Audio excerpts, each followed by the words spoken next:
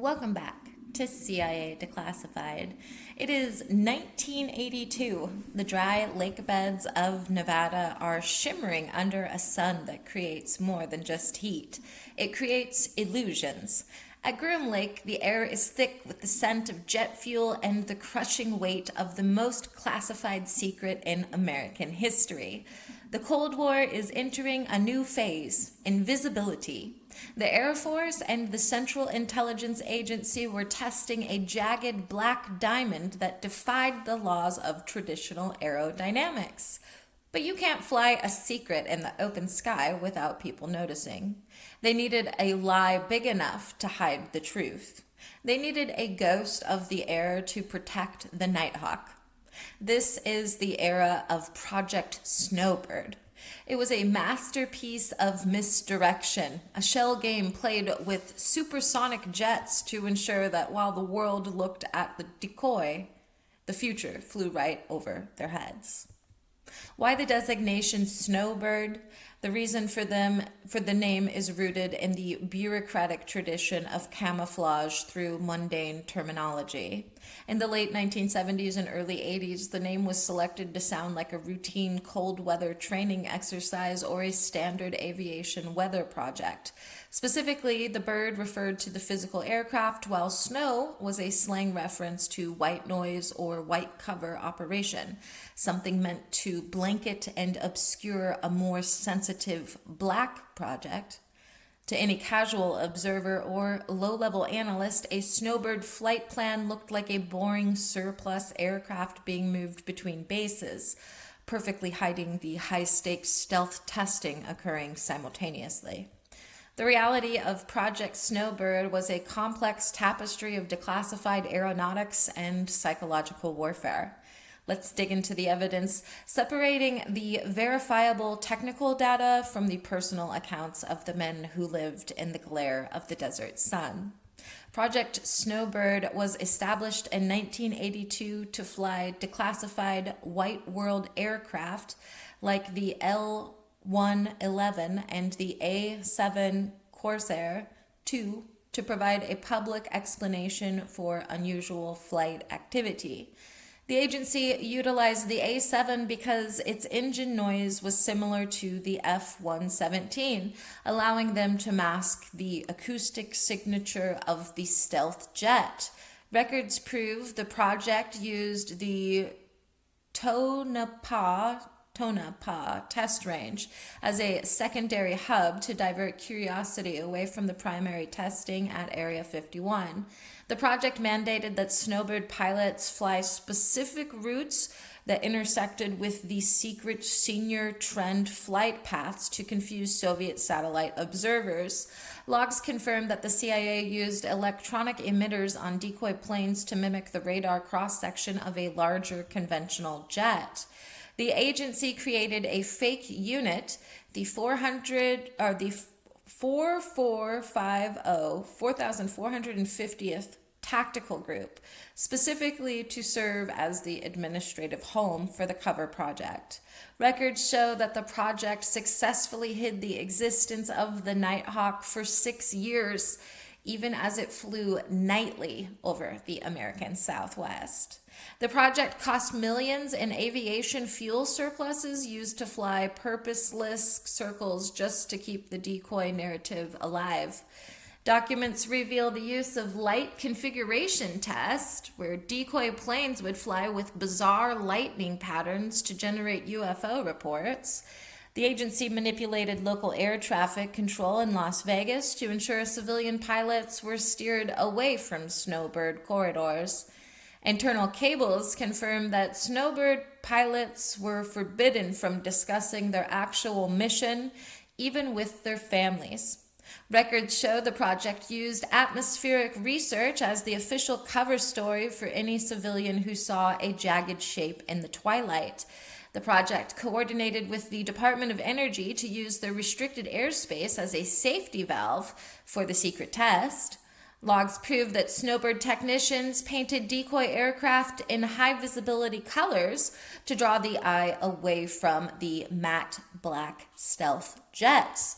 The agency leaked controlled misinformation to aviation magazines about a fictional super fighter to keep foreign intelligence looking for the wrong plane.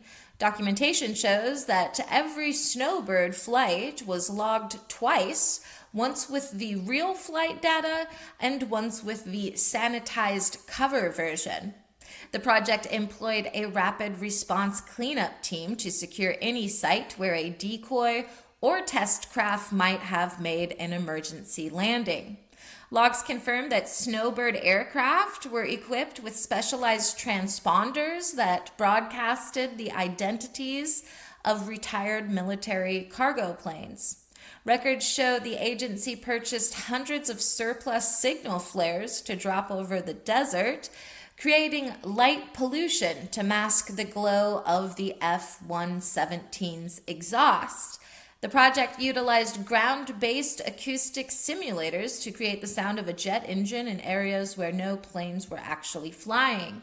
Documentation proves that Snowbird staff were polygraphed every 90 days to ensure no leaks about the Nighthawk were occurring. The agency used weather balloons equipped with radar reflectors to create false targets for local civilian radar operators. Reports show that Snowbird pilots were rotated every 6 months to prevent them from becoming too familiar with local civilian observers. The project mandated that all White World aircraft used in the cover project undergo signature modification to make them look slightly anomalous. Records show the CIA utilized the L-111 as a mothership to carry smaller test components without attracting attention.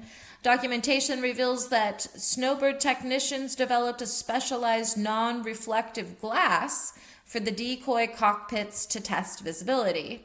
The project utilized mobile radar units disguised as commercial utility trucks to monitor civilian signals. Records prove the agency funded a local aviation club to keep friendly eyes in the sky that would report back on any unauthorized aircraft. Logs show the use of low-frequency radio static to interfere with civilian scanners during sensitive flight windows. The project employed night vision scouts on the ground to track the visibility of both the decoy and the stealth jet. Records show the CIA established a front company for aviation spare parts to supply the Snowbird fleet without tracing. The project used artificial clouds created by high-altitude chemical releases to hide specific test maneuvers. Reports confirm that Snowbird flight paths were synchronized with the orbital passes of Soviet Cosmos satellites. The project utilized frequency hopping communications to prevent Soviet trawlers off the coast from intercepting pilot chatter. Logs confirm that Snowbird units were authorized to use supersonic burst to explain away any sonic booms caused by the stealth jet. Records show the agency planted stories in local newspapers about top-secret drone tests to provide a more believable lie than UFOs. The project utilized thermal decoys on the ground to mimic the heat signature of a landed Nighthawk. Documentation proves the use of laser reflectometry to measure the distance at which a human eye could spot a Snowbird decoy versus a stealth craft. The CIA established a red line telephone with the FAA to manually override flight tracking during blackout test windows. Logs reveal that Snowbird pilots practiced aggressor maneuvers against the F-117 to test the stealth jet's visual detectability in dogfights. The project commissioned the development of quiet approach landing procedures that are still used by stealth wings today. Records prove that Snowbird was briefed to the president as a necessary deception for national survival. The project utilized radar-absorbent material patches on conventional A-7 jets to see if the material could survive standard flight stress. Reports confirm the agency built a full-scale mock-up of a fictional Soviet fighter to lead foreign spies down a dead-end research path. Project Snowbird utilized a fleet of 6 A-7D aircraft specifically modified with non-standard electrical systems to test stealth-compatible avionics. The agency conducted midnight fueling operations where Snowbird tankers would meet stealth craft in unmonitored sectors of the Nevada desert. Records indicate that Snowbird security teams were authorized to use lethal force overflights to drive away unauthorized vehicles near the Groom Lake perimeter. The project implemented a dual badge security system where one badge allowed access to the cover project and a second hidden badge was required for the stealth hangars. Documentation confirms the CIA used oscilloscope masking to hide the unique electronic noise of the F-117's fly-by-wire system from local scanners. Records prove that Snowbird pilots were trained in aeroacoustic shadowing, a technique to hide one aircraft's sound inside the wake of another. The project commissioned a secret meteorological tower network to predict precisely when cloud cover would shield the desert from Soviet orbital optics. Logs reveal that the agency ghosted flight plans into the civilian air traffic system, creating digital footprints for aircraft that didn't exist to confuse signal intelligence. The project mandated the use of encrypted transponders on all Snowbird support vehicles to track ground movements within the test range. Records show the agency established shadow control towers that operated only during the secret test windows to manage decoy traffic. Documentation confirms that Snowbird support crews were housed in separate barracks from the rest of the base personnel to minimize social leakage. The project utilized laser scanning profiles of decoy aircraft to ensure their visual signature at night was indistinguishable from the stealth jet. Reports reveal that the CIA leased private airstrips in remote parts of Utah and Arizona to act as emergency landing sites for Snowbird decoys. The agency implemented seismic monitoring sensors around the desert perimeter to detect any ground-based intrusion by civilian spectators or foreign spies. Records prove that the project used sub-acoustic hummers on decoy craft to vibrate the air in a way that mimicked the unique engine harmonics of a stealth turbine. Logs show that Snowbird pilots were required to fly erratic holding patterns to give the impression of a pilot having mechanical trouble, justifying the use of rescue lights. The project utilized chemical tracer smoke in the exhaust of decoy planes to make them more visible to the public, ensuring the decoy was the focus of any sighting. Documentation reveals that the agency seeded the local workforce with undercover security officers to monitor for any talk of jagged black planes in local bars. As far as quotes go, a quote from a declassified operation field log: "If the radar saw a Boeing and the eyes saw a light, the mind filled in the blanks. We just provided the ink." A quote from a declassified 1984 security brief: "In the desert, the truth is just a mirage with a tail fin." A quote from a redacted former Snowbird pilot: "We were the loudest thing in the desert, and that was the point. If they were looking at us, they weren't looking at the future." End quote. And a quote from a declassified tactical group debrief: "We flew the ghosts so the shadows could stay hidden." End quote. Even today, the Project Snowbird files are riddled with black box censorship. The heaviest redactions, totaling over 280 pages of complete erasure, occur in the visual camouflage phasing and social engineering of witnesses sections. The official reason cited is Exemption B1 regarding the protection of active deception methodologies that are still used to hide current generation experimental craft. Then there is the light-bending mirage theory. Beyond the black ink, a whisper persists that the 280 pages that have been redacted hide the testing of active optical invisibility Some believe the agency wasn't just using paint, but was testing plasma antennas that could bend light around the aircraft, making it literally disappear to the naked eye.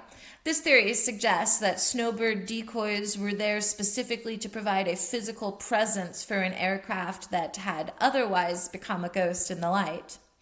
Then there's the memory eraser rumor, a more chilling rumor, and it suggests the social engineering section contains protocols for bioelectronic interference. Speculators argue the agency was testing high-powered infrasonic emitters that could induce a state of time loss or intense nausea in civilian witnesses who saw too much.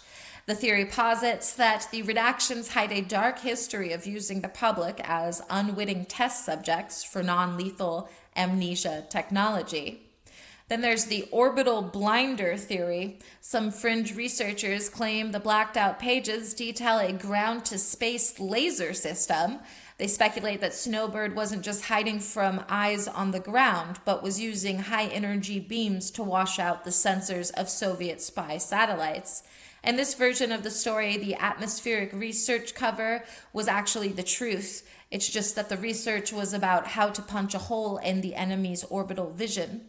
Then there's the alien signature theory, perhaps one of the more famous conspiracies. It involves reverse engineering theorists who suggest that the redactions hide the fact that Snowbird was a test bed for gravity warp propulsion recovered from elsewhere.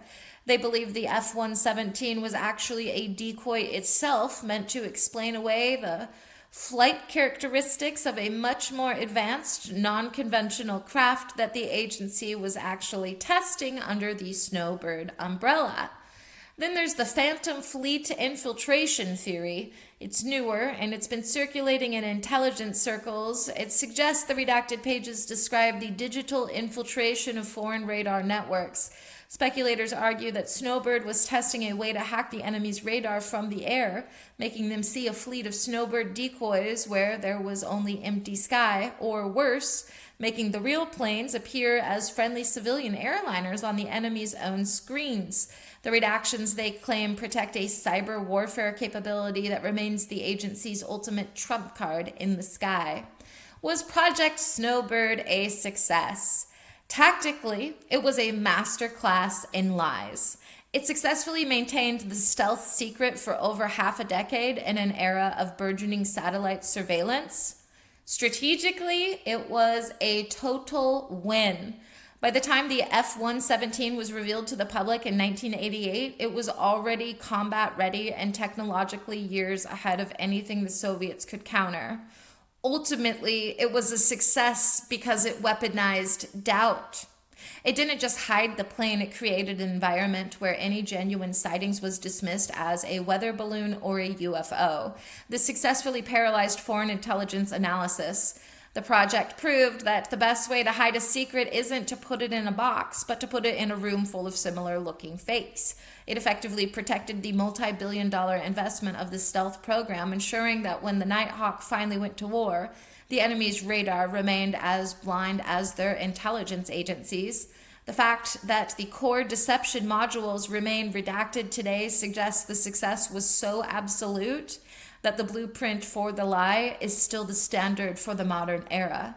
Beyond the immediate operational shield, it established a psychological framework for secrecy that allows the U.S. to maintain air superiority unchallenged for decades.